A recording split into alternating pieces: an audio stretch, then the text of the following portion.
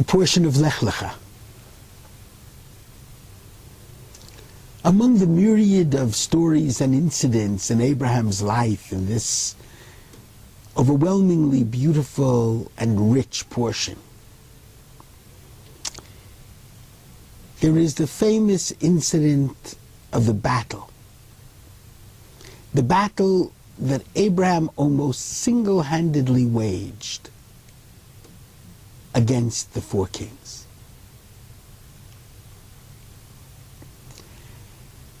The five kings, the other five kings in the area, had attempted battles before against these four terrorist kings, unsuccessfully. And then the Bible says to us that they captured Lot, Abraham's nephew. And Abraham went to war. He fought the four kings, and he vanquished the four kings. And he rescued Lot. And then the Bible places its matzlema, its camera, on two different individuals almost at the same time.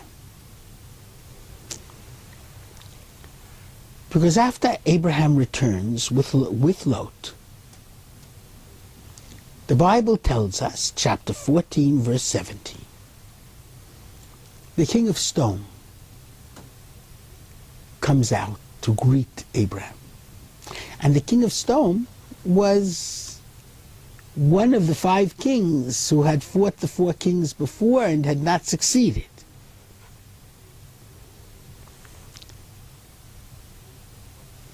And then the Bible leaves the king of Sodom standing there, as it were. And the very next verse 18 introduces us to a persona that we have never heard about before in the Bible, Melchizedek, literally the king of righteousness. And he's the king of a city called Shalem. Yerushalem is the city of peace, Jerusalem. And Jerusalem is known as the city of righteousness. And Melchizedek is identified by the Midrash as the son of Shem. He was not Jewish.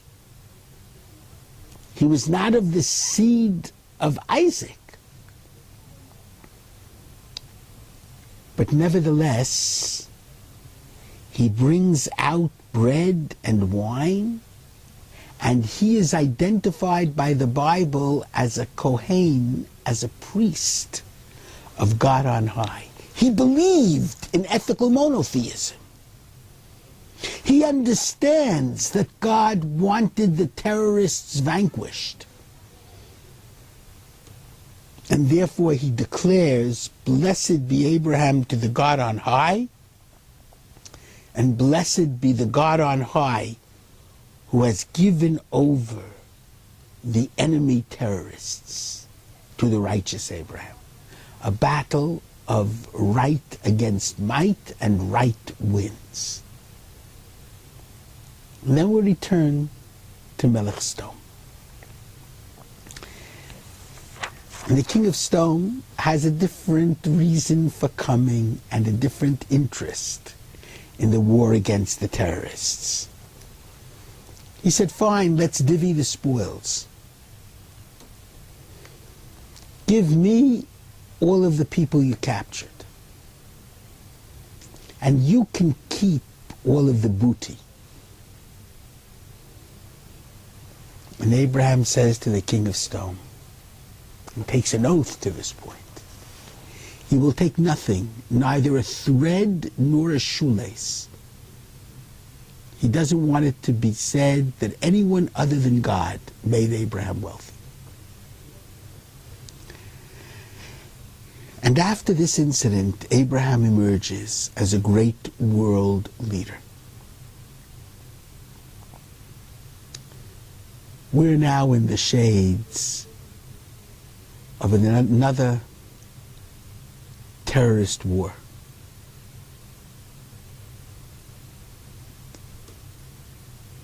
Not so much a terrorist war as a terrorist negotiation with Hamas.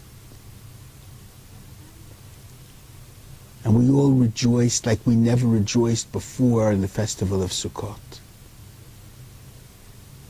when our proud son, the son of the Jewish nation of Israel, Gilad Shalit, was returned to his homeland.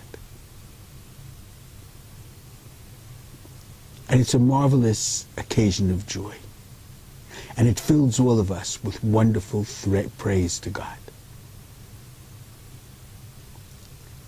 And of course, there are many reasons, and good reasons, for having freedom. Because otherwise he very well would have been murdered.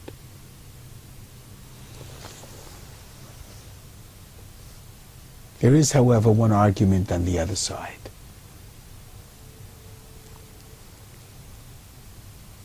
And despite my joy and my pride of being a Jew, and my deep sense that one Jew is worth more than 1,027 terrorists, many of them with blood on their hands. And I'm proud to have even risked my own countrymen to have saved one Jewish life.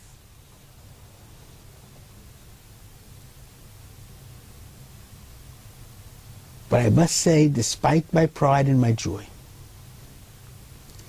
that had the decision been up to me, I would have taken my cue from this morning's Torah reading.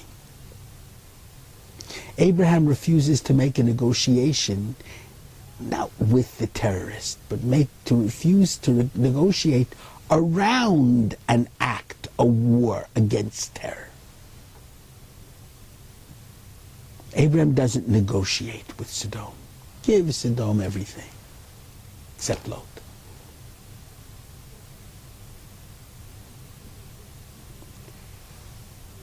Because Abraham understands that with Hamas, you can't negotiate. He came to a peace treaty with Avimelech,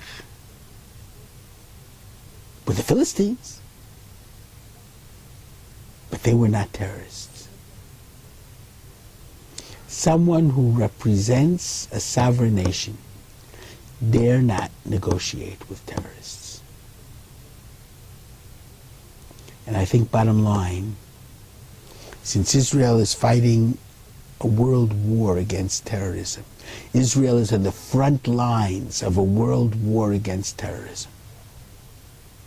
Our stance should have been, we will not negotiate with terrorists.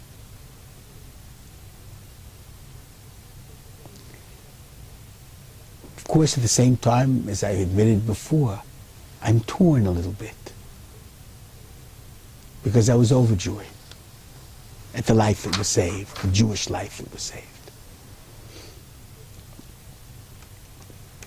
And I would further suggest that the only way that we can prevent difficult decisions like those that had to be made by the leaders of our nation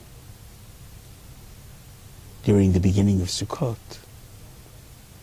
the only way to prevent such difficult and fateful decisions is by seeing to it that any terrorist with blood on his hands is tried in a Jewish court in Israel, and if found guilty, put to death.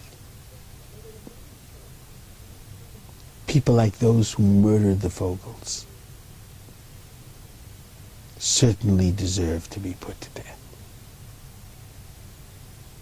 And if we put all of those with blood on their hands to their death, then we would not have to make the difficult decisions that we had to make a number of weeks ago. Shabbat Shalom.